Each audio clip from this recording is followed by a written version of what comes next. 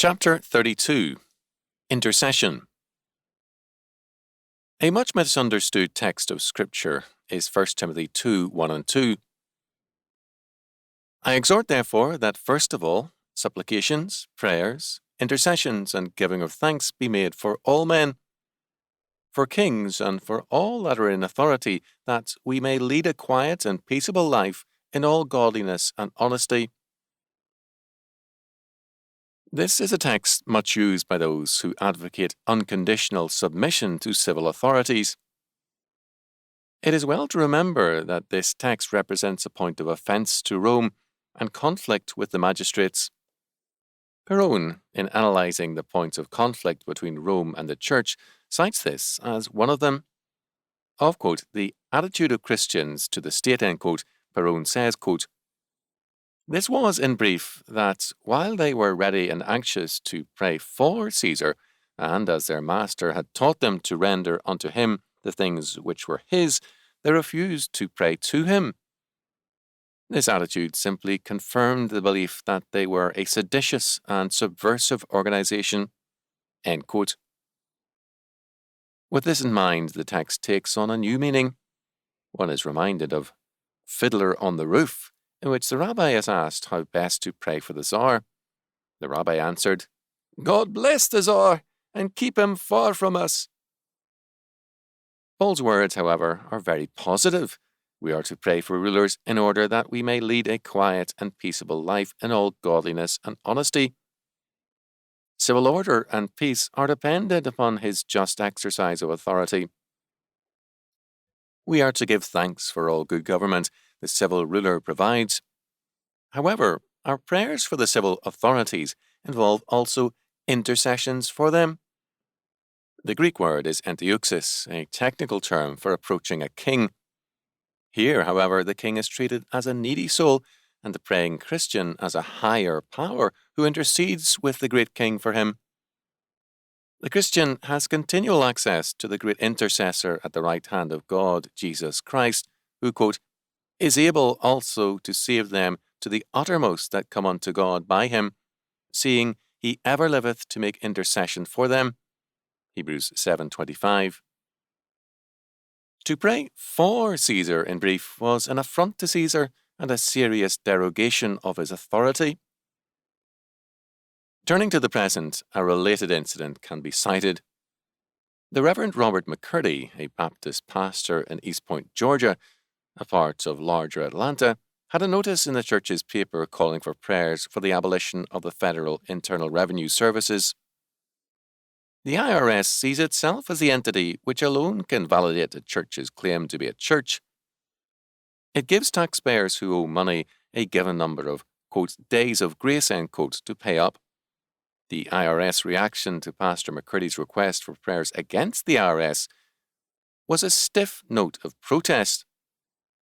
Again, citing the present, Segundo, a liberation theologian, defines socialism thus, quote, we give the name of socialism to a political regime in which the ownership of the means of production is removed from individuals and handed over to higher institutions whose concern is the common good. End quote. The quote-unquote higher institutions are agencies of the state. The state is seen as an agency which transcends the greed and limitations of, quote, private, end quote, individuals and has as its, quote, concern the common good, end quote. The state replaces God as the transcendent power who is above and beyond the petty concerns of men. The state becomes God on earth. The state's quote-unquote concern is by nature good, because, since Plato, a vast stream of philosophy, has identified politics and ethics. As Willoughby pointed out many years ago, quote, in such a political philosophy as the idea that the state existed solely or even chiefly for the perfection of the private rights of its citizens, of course found no place. Rather, it was held that without the state, the individual would have no rights at all, not even natural or moral rights, for without the education and order which the state affords, he would have neither the disposition nor the opportunity to lead a moral, rational life.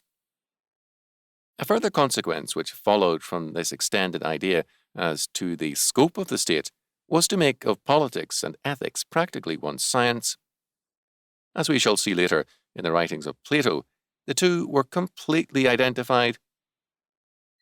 Aristotle distinguished between them, but in conformity with the principles with which we have been stating, made politics the master science, with ethics one of its subdivisions. Thus, he explicitly declares his Nicomachean Ethics to be a political treatise, and to be but the introduction to his treatise on politics proper. End quote. Neither Plato nor Aristotle were breaking new ground with their ideas. They were formulating Greek practice in terms of their own specific objectives. Willoughby cited Felix Dan in confirmation of this. Quote, "It was not so much that the state interfered in almost everything, but rather that everything was absorbed in the state. Religion was the state's religion, and anyone who announced new gods had to drain the fatal cup. The family was only a means to the end of the state.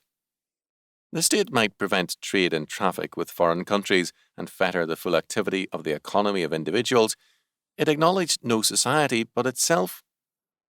That state was only the logical consequence of the same political idea which prescribed to music its melodies, to instruments their tunes, and even ventured to forbid the Hellenes to read Homer." End quote. The point is well taken, quote, "Everything was absorbed in the state," end quote. This same absorption is again taking place, or has, as in the Marxist states. Its presupposition is the infallibility of the state and the virtual imbecility of all who dissent, as Mill pointed out more than a century ago. In the Western world, many liberal and Jacobin thinkers have an alternate theory which does give us, finally, a similar conclusion. In this theory, an entity exists which epitomizes virtue and is yet, at the same time, the oppressed element. This entity is, quote, "the people," end quote. The Marxists use the same concept but identify, quote, "the people," end quote, with a particular social class. Quote, "the people," end quote, represent the oppressed and the good. They seek to achieve their perfect realization in this state. If the state frustrates that realization, it is evil, fascistic, reactionary, or some like monstrous entity. However, in priority and in the beginning is, quote, "the people," end quote, and, quote, "the people," end quote, the true logos of history seek to incarnate themselves in the state. Instead of God, quote, "the people," end quote, are the basis and the source of power. Anything which is not of, by, and for the people is evil. As Hall noted, quote, "Today, when the Premier of the Soviet Union addresses a communication to the President of the United States, he undertakes to express the view of the Soviet people on the matter in question. When the President of the United States replies, he gives the answer of, quote, "the American people," end quote, to the contents of the Premier's note. At San Francisco in 1945, 60 individual persons vested with the authority of as many sovereign states, some of them what we call dictatorships and a few that we call liberal democracies, drew up and agreed upon a document that begins, quote, "We the people of the United Nations," end quote. The premise of the Constitution of the United States invokes this same evil myth of, quote, "we the people," end quote.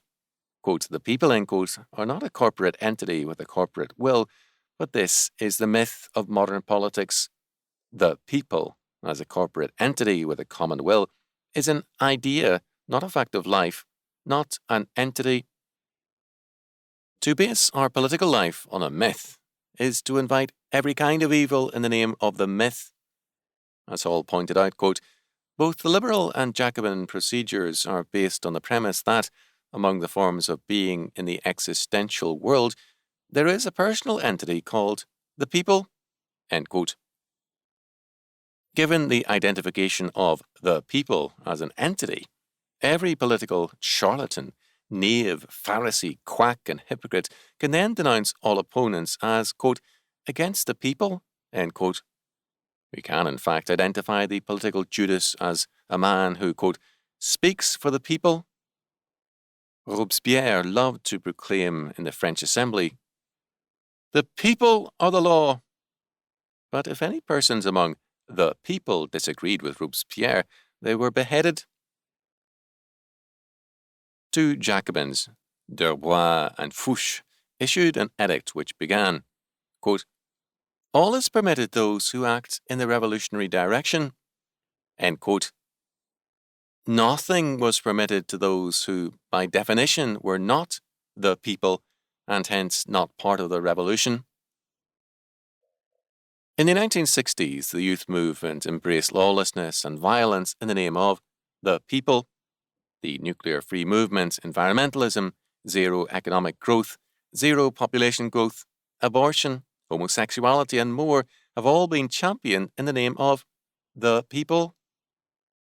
In the name of the people, yes, anything goes.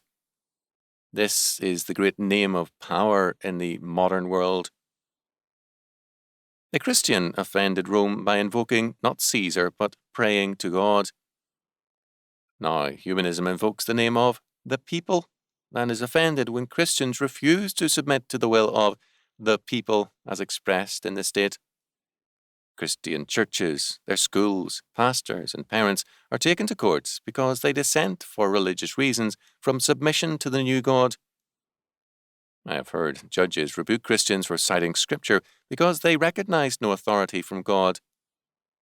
How men stand in this warfare depends to a large degree on their doctrine of intercession. If the power whose law word is to be obeyed and to whom intercession is made is the state or the people, then resisting Christians are clearly in the wrong. But if God is alone Lord and Christians have an intercessor at the throne, then the state and the champions of the people are wrong, and they shall be judged